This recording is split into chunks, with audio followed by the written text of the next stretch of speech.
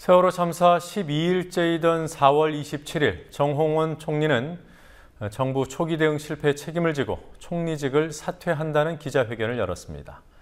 사표 수리 방침을 확정하고 후임을 찾았던 박근혜 대통령이 연거푸 총리 후보자가 낙마하자 정 총리를 그냥 유임시키기로 했습니다. 교체하기로 한 총리가 다시 유임되는 헌정사상 초유의 일에 정치권이 발칵 뒤집혔습니다. 정치권 소식 취재하는 취재 PD 연결해 보겠습니다. 곽보아 PD. 네, 곽보아입니다.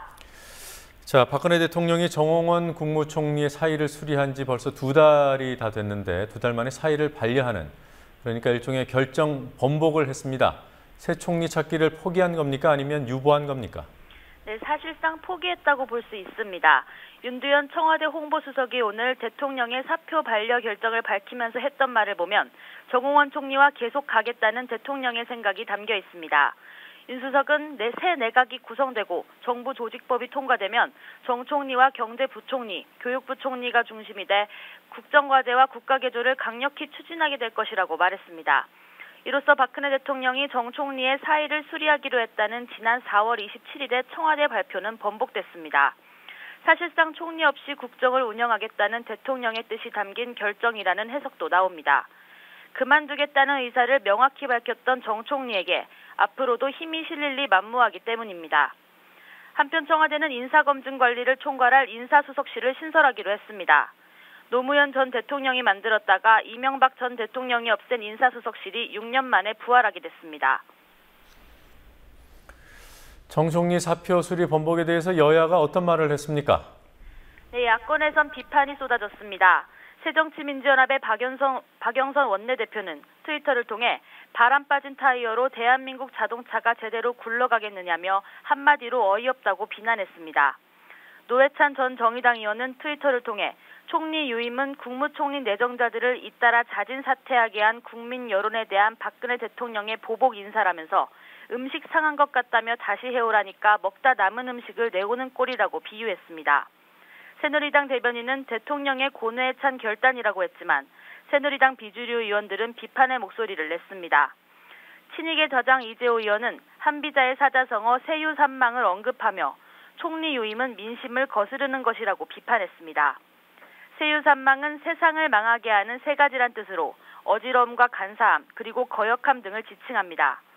새누리당 김영우 의원도 공개 브리핑에서 장고 끝에 악수를 둘까 걱정을 많이 했는데 현실이 돼버렸다며 책임지고 떠나려 했던 총리를 유임시키는 것은 책임 회피요 아무도 책임지지 않는 정부라는 비판을 받을 것이라고 지적했습니다. 자, 청와대와 여당이 이번엔 인사청문회 제도 자체를 문제 삼고 나섰습니다. 왜 이런 얘기가 나오는 겁니까? 새누리당에서 인사청문회 비판론이 터져나온 건 박 대통령이 어제 오후 새누리당 원내 지도부를 청와대로 불러들인 후부터입니다. 따라서 어제 청와대 회동에서 이러한 방향이 정해졌다는 관측이 나오기도 합니다. 새누리당 이완구 원내대표는 오전 비상대책위원회의에서 문제점을 보완해 인사청문회 본래 취지에 맞는 방향으로 가야 한다며 다음 주부터 야당과 인사청문회 제도에 대해 논의할 것이라고 밝혔습니다. 윤상현 사무총장도 인사청문회를 1차 비공개 도덕성 검증, 2차 정책 업무 수행의 능력의 공개 검증이라는 이원화된 방안을 검토해야 한다고 주장했습니다.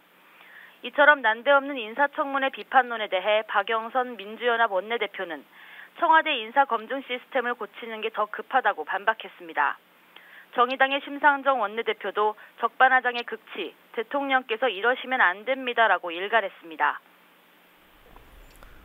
자, 그리고 KBS 보도를 문제 삼는 걸 보면 꼭 2004년도 탄핵 직후 같습니다.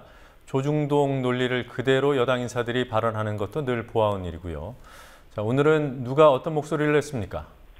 네, 조혜진 새누리당 의원은 오전 비상대책회의에서 문창극 전 총리 후보자의 발언을 다룬 KBS 뉴스에 대해 있을 수 없는 일이라고 비난했습니다. 조 의원의 발언을 직접 들어보시겠습니다. 이런 사태에 출발이 된 KBS의 뉴스 보도, 저는 있을 수 없는 일이 벌어졌다고 생각합니다. 경영진이 없는 공백을 틈타가지고 정치화된 일부 기자나 노조가 정치적 의도를 가지고 해서는 안 되는 보도를 했습니다. 국회 미래창조과학방송통신위원회 여당 간사인 조 의원의 이 같은 발언은 정부와 여당이 KBS 새 사장 임명 과정에 적극적으로 개입할 것임을 시사한 것으로 풀이됩니다. 그리고 만만회에 대한 관심이 뜨거워요. 인사파동의 배우, 그리고 박근혜 대통령의 비선. 오늘 어떤 공방이 있었습니까?